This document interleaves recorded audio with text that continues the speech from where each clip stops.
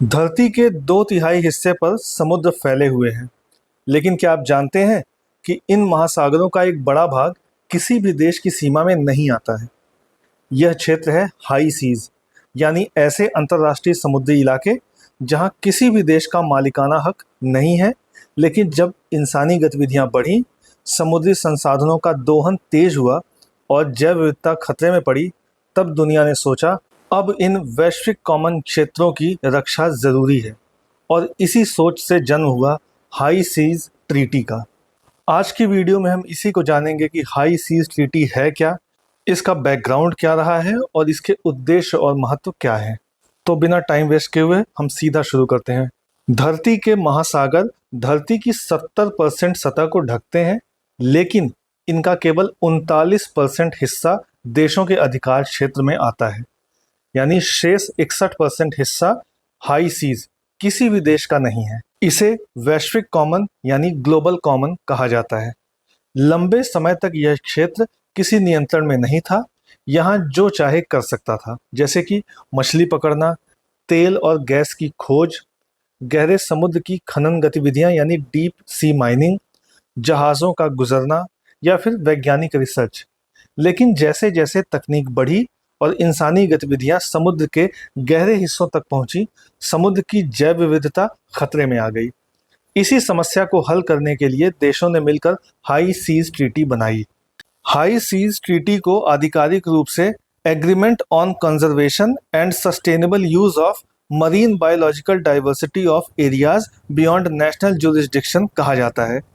इसे 2023 में inter governmental conference on marine diversity of areas beyond national jurisdiction द्वारा अपनाया गया।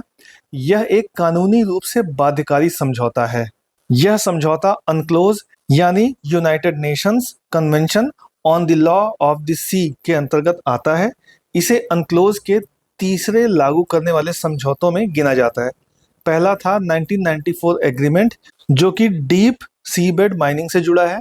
दूसरा है 1995 यूएन फिश स्टॉक्स एग्रीमेंट और अब तीसरा बीबीएनजे एग्रीमेंट यानी कि हाई सी ट्रीटी। इस ट्रीटी के 3 मुख्य उद्देश्य हैं। पहला है समुद्री जैव विविधता का संरक्षण करना, दूसरा है सतत उपयोग यानी सस्टेनेबल यूज सुनिश्चित करना, और तीसरा है विकसित और विकासशील देशों के बीच न्यायपूर्ण लाभ बांटना। यह समझौता ऐतिहासिक इसलिए भी माना जा सकता है क्योंकि यह दिखाता है कि इंसान केवल अपने देश के हित के लिए नहीं, बल्कि पूरी मानवता और प्रकृति के लिए भी मिलकर काम कर सकता है। मुख्यतः 4 इश्यूज थे जिनको इसमें एड्रेस किया गया है। पहला है मरीन जेनेटिक रिसोर्सेस। समुद्र के अंधेरे और गहरे हिस्सों में लाखों ऐसी प्रजातियां हैं जिन्हें इंसान ने अभी तक खोजा भी नहीं है। इन प्रजातियों से नई दवाइयाँ, वैक्सीन, एंटीबायोटिक, एंजाइम और बायोटेक्नोलॉजी प्रोडक्ट्स बन सकते हैं।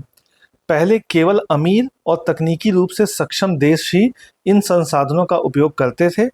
अब यह समझौता कहता है कि इनका लाभ सभी देशों के बीच समान रूप से बांटा जाए।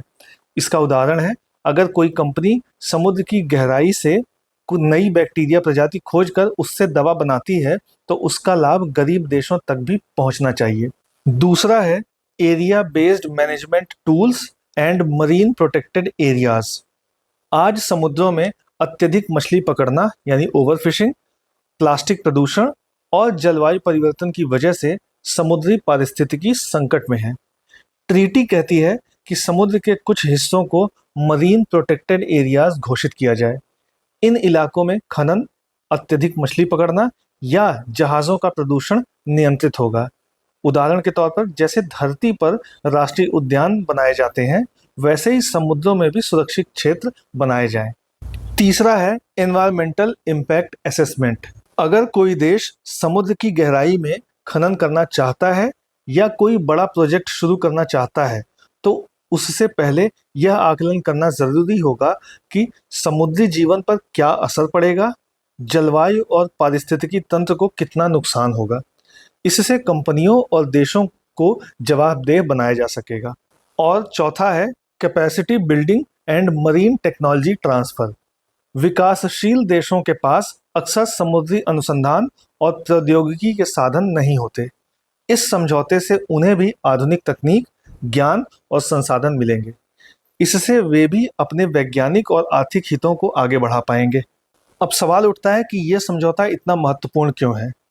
हाई सीज ट्रीटी को एक तरह से समुद्रों के लिए पेरिस समझौता कहा जा रहा है। पहली बार देशों ने यह माना कि महासागर किसी एक देश की संपत्ति नहीं बल्कि पूरी मानवता की धरोहर है। यह समझौता 20 साल की लंबी बातचीत और बहस के बाद बना है। हाई सीज ट्रीटी और इंडिया ने हमेशा अंतर्राष्ट्रीय मंचों पर कहा है कि वैश्विक कॉमन क्षेत्र सबके लिए समान रूप से उपलब्ध होने चाहिए। इसलिए भारत ने 2024 में इस समझौते पर हस्ताक्षर करने का निर्णय लिया, जिसका कारण था, पहला तो भारत समुद्रों से जुड़ा हुआ देश है जिसकी तटरेखा लगभग 7,500 किलोमीटर से भी अधिक लंबी है। दूसरा, भारत का व्यापार और ऊर्जा सुरक्षा समुद्री मार्गों पर निर्भर है। और तीसरा, भारत के वैज्ञानिक डीप सी माइनिंग और समुद्री जैव विविधता पर लगातार रिसर्च कर रहे हैं।